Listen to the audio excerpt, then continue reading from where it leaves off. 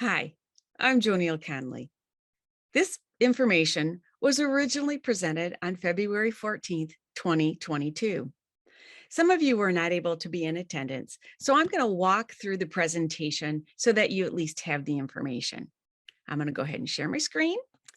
The Turn name off of your this video. presentation is Seeing People as People, Diversity, Equity, and Inclusion. The objectives for our time together are one, to describe the outward mindset principle of seeing people as people and how it applies to our work at Masonic Pathways, and to discuss the key concepts of diversity, equity, and inclusion. So let me tell you a little bit about myself. First and foremost, I'm a registered nurse, been a registered nurse for almost 45 years. I was also a healthcare consultant based out of Washington, D.C. I was in 4 different healthcare facilities within 5 days. Got remarried, moved to Alma. The rest is history. I am a certified DEI leader and did my doctoral dissertation on bullying in the nursing workplace. Some of the information that you're going to see a little bit later is from the bullying research, but applies to this conversation as well. I have a coaching practice called the Leadership Doula, and I am someone who absolutely loves Masonic Pathways. So if you notice this picture right here, it comes actually from one of my photo albums. This was taken in the late 1960s, early 1970s, and look what the patients or the residents' rooms looked like. Now, this was a picnic, and if you can see, there's Gratiot Hospital right there in the background. None of the estates are there. Many people that I have known and loved have been what I call angels in waiting here at Masonic Pathways. Two of my favorites, Betty Haggerty and Hazel Chapman, both passed away over the last little while. Betty was the grand director of music when I was in Job's Daughters, and Hazel and I worked on many committees through Eastern Stars and other things. And Hazel was very famously known to utter these words in exasperation: "Joniel, you exhaust me." And our mom, Fran Conley, was here. There's Bob. And again, we believe very much in this organization. So it's not like I'm somebody coming from outside. I'm actually somebody who loves this organization as much as you do. So the question is, why are we here? So let's be honest. We know that the past couple years has stressed everyone out. COVID, changes, working, not working, mandates, masks, no masks, the whole 9 yards. We also know that stress has caused us to be on edge and not always as friendly and kind to one another as we should be. So let's be gentle when we have this conversation. About 4 years ago, we began the implementation of a program called Outward Mindset. It comes from the Arbinger Institute, and it's based on a couple concepts. The first of which, probably the most important, are our mindset, whether we have an inward mindset or an outward mindset. Now, an inward mindset, if you notice, is identified in red. Everything you see in this presentation that's red is reflective of an inward mindset. And what that means is I am focused on me and my results, and I don't really care what's going on with other people. I see them as objects, as vehicles, irrelevancy. I might see them, but I don't see them. I don't see them the same as myself. So that's inward. I do want to make a preface here that this entire conversation is about you, not anybody else. So don't be sitting there going, well, I know some people like that. That's not the conversation we're having. We're discussing our own individual mindset. Things that you see in this presentation that are blue are reflective of an outward mindset. And an outward mindset is when other people are just the same as me, not better, not worse, just the same. And I am focused on our results. That's what we would call shared success. So if you notice here, my objectives and behaviors take other people into account. And I see their needs, hopes, challenges, struggles, all of that. Again, inward mindset, I'm worried about me. Outward mindset, I'm focused on how can we be successful. You'll hear us mention inward styles. Now, the big concept is inward outward, but there's some nuances that we talk about. Now, when we're outward, again, others matter like I matter. But when we're inward, we can either see ourselves above others, which we are better than, or I deserve. It's because I'm better and I deserve things. Or we can see ourselves beneath others because I count less than others. Remember, things in red are inward, things that are blue are outward. So going back to those inward styles, you'll hear us mention this concept of going into the box. Again, remember, this entire presentation is about you, not somebody else. Well, they made me, that's not the conversation we're having. When you go into a box, you can go into your better than box where your self-view is superior, important, virtuous. You may feel indifferent, disdainful, or impatient. Or you may go into the I deserve box where you see yourself as meritorious or mistreated or unappreciated. Moms, raise your hand. How many times have you said, I washed your clothes, I did your dishes, I took you here, I took you there? That's that unappreciated sense, entitled, deprived, or resentful. Now, if I'm going to be really honest with you, if I'm going to go into a box, it's usually the worse than box or the need to be seen box. And in the worse than box, I feel not as good as others. I feel I'm not enough. I'm broken. I don't matter. And I can end up feeling depressed or envious or resigned, or in the need to be seen as box. I feel like I'm being watched. I'm judged. I may be anxious, stressed, or overwhelmed. So again, our time together is really an overview. We'll have more time to spend discussing this, but I just want you to get a sense of when you have those feelings come upon you. So these inward behaviors, we're going to talk about covert, meaning you can't really see it, meaning it's behind somebody's back, or overt, meaning it's out in the open. So things like name calling, bickering, fault finding. Let's stop for a minute. I've been in healthcare long enough. The day shift doesn't like the night shift. They didn't get it done. They had a lot of time. They had more people. There's always something to find fault with. And I'm going to ask you to, first of all, be aware of it. And second of all, figure out how you can stop it. Criticism, intimidation, gossip. Now, Masonic Pathways is like a little city. I could start a rumor at one end of the building and try to figure out how long it would get to the other side of the building. By the time it got to the other side of the building, it would be totally different. I'm going to challenge you to stop gossiping. Don't share it. Just stop it and let it be. I've worked at places where there's been shouting and blaming and put downs and raised eyebrows or sighing or huffing. I'm sure you could probably think of other things that you would consider inward behaviors, meaning you're only concerned about yourself, not concerned about others. The covert behaviors, the ones that are behind your back, things like unfair assignment, meaning you got an easy load, but the person down the hallway's running their hiney off and you don't even bother to help them. That's something we need to think about. I hated to get pulled because I knew I was going to get dumped on. So let's be really careful where that's concerned. Flat out refusing to help someone. I doubt that anyone listening to this flat out refuses to help someone. But what you might do is say, oh, I'll get back to you in a couple minutes. And then you don't go back. If you really can't help somebody, be honest enough and say, I am up to my eyeballs in alligators. I can't help you right now, but let's see if so-and-so can help us and we get our work done.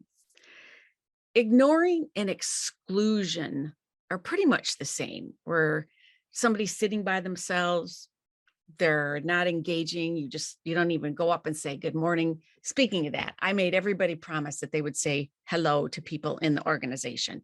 So I'm making you have that promise too. Making faces behind their back or making faces behind your mask. Hasn't COVID allowed us that opportunity, but the masks are coming off. Here's another one: refusing to only work with certain people or not working with others. We have to be really careful about that. Now, I'm not saying you have to go on vacation with people, but what I am saying is that two set of hands are usually better than one. Two people can make a bed faster than one. Two people can turn better than one. I'm going to challenge you to make it your job to work with everyone. Whining, sabotage. Now, when I did this presentation live, when I raised our hand about sabotage, the thing came up. Now, if you in your head said bladder scanners, you're exactly where everybody else was. But bladder scanners, IV poles, thermometers, linens, slings, hiding those things is sabotage. Not sharing information is sabotage. So be really, really aware of that. Again, there's more to this list, but I think that's enough for right now. Well, I'm going to show you a video clip right now, and I hope the sound is okay. You might have to adjust it on your computer. But this comes from the movie Malcolm in the Middle. There's two women, and they are engaging with each other in the parking lot of a grocery store. So one lady is driving a yellow car, and one lady is driving a blue car. Keep your eyes peeled, your ears peeled for the very first words they say to one another. And we'll kind of talk a little bit about that when it's done. So here's a video clip from Malcolm in the Middle.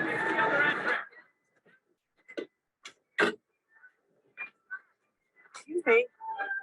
I know you didn't think anyone would catch you, but you just slammed your door into my car. The least you can do is say you're sorry, lady. You don't have to take that tone. Not like I'm hurting your resale value.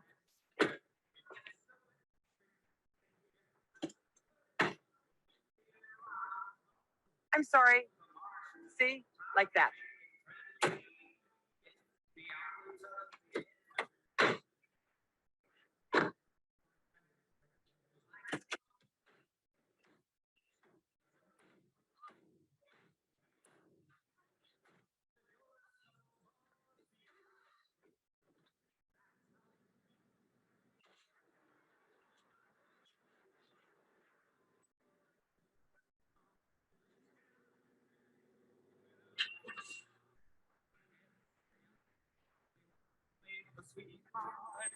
Take a walk with your friends. It's a sugar date.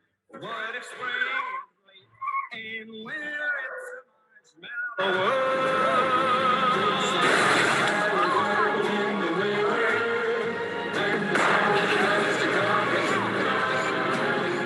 It's the time for play. It's a little it's the whole year round.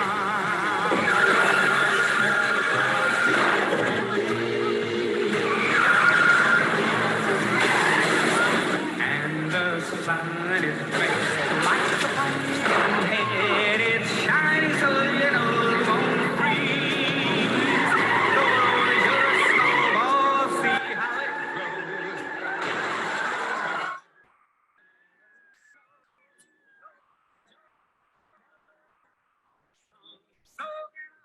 And rolling along, it's the only world for sweethearts. Take a walk with your favorite girl. It's just a date. What a spring is late. In winter, it's a marshmallow world. In winter, it's a marshmallow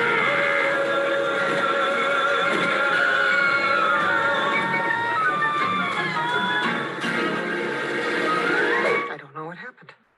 I just lost control of myself. Okay, so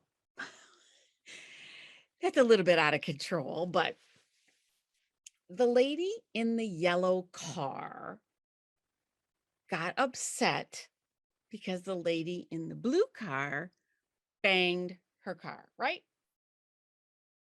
Who was at fault? Who started this? Who was inward? If you said both, you're right. But do you see how they could have stopped that early on.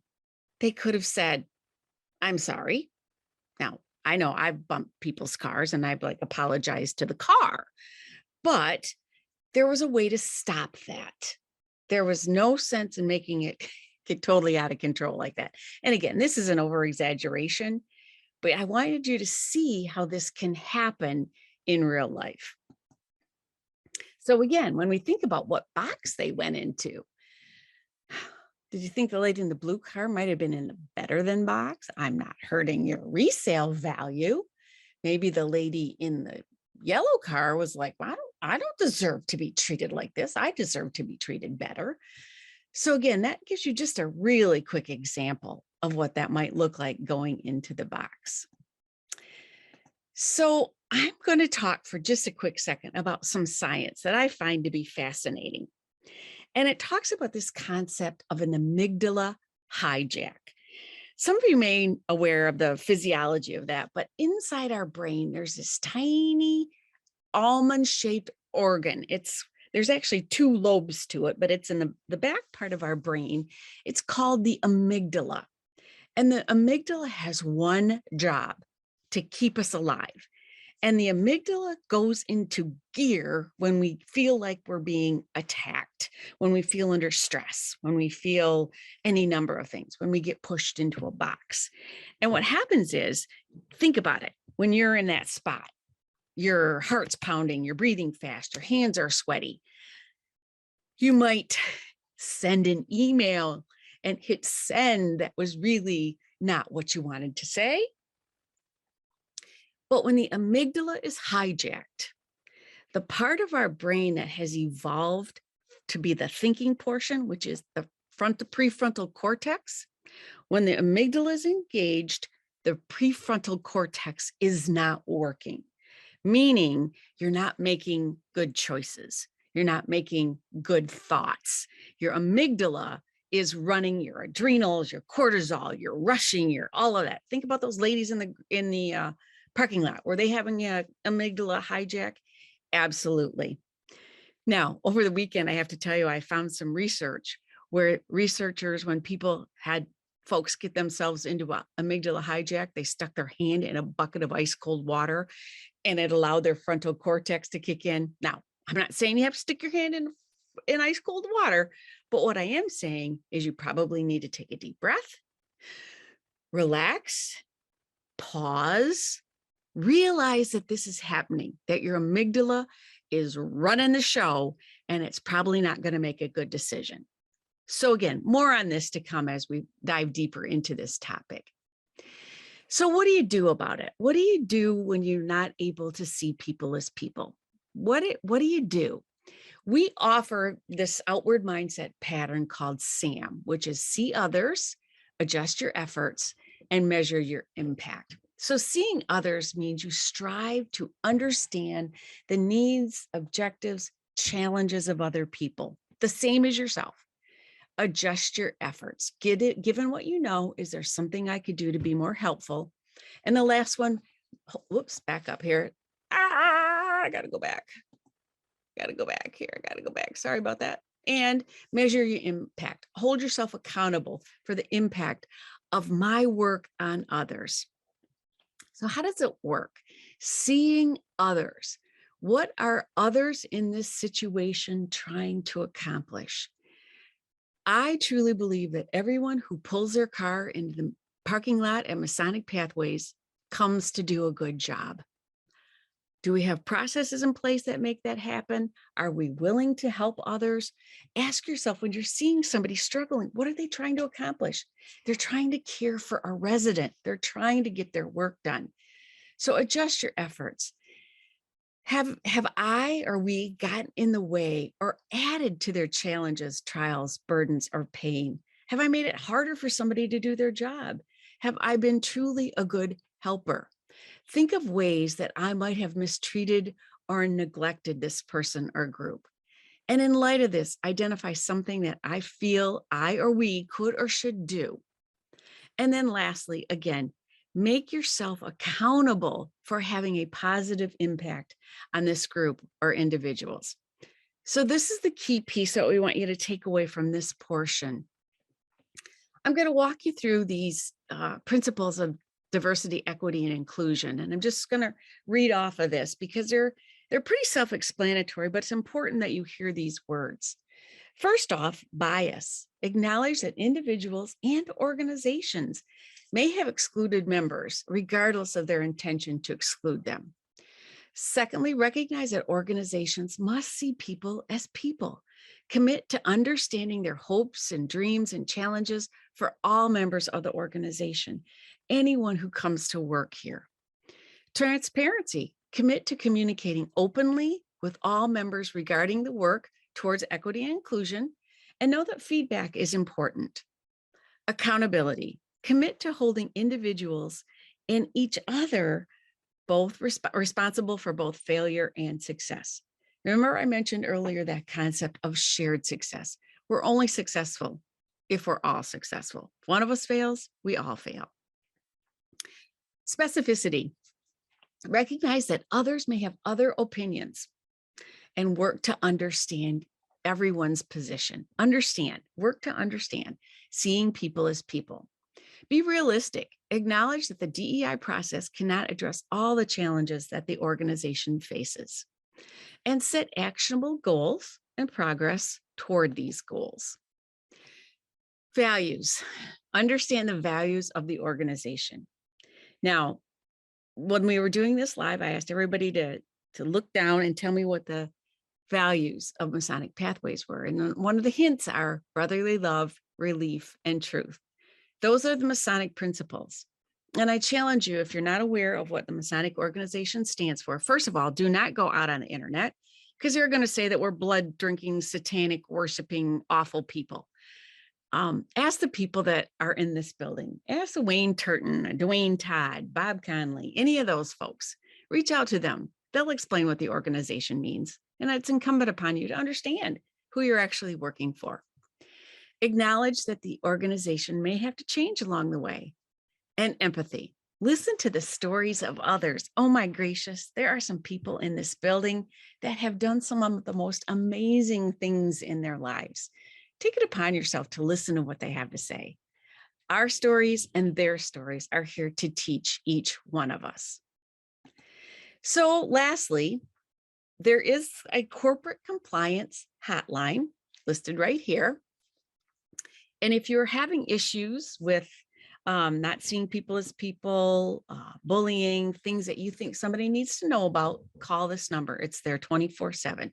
This number does not have caller ID so that the caller can be anonymous. So you can choose, you can identify yourself. There are also corporate compliance boxes located in HFA and in the hallway down by the morgue. Employees can put an anonymous complaint or they may identify themselves. It's important to know that there are absolutely no surveillance cameras on these boxes. Now, I know there's a lot of surveillance cameras throughout the building. There are none on these boxes. And as always, staff may discuss any of their concerns with the manager and supervisor of HR. So I'm going to turn my video back on here. Where did I go here? Start video. Put myself here in the corner. Again, it was a pleasure to present this information. There are folks in HR, corporate compliance that are, if you have questions or concerns, be sure to reach out to them. And listen, remember to say hello to each other and have a good one.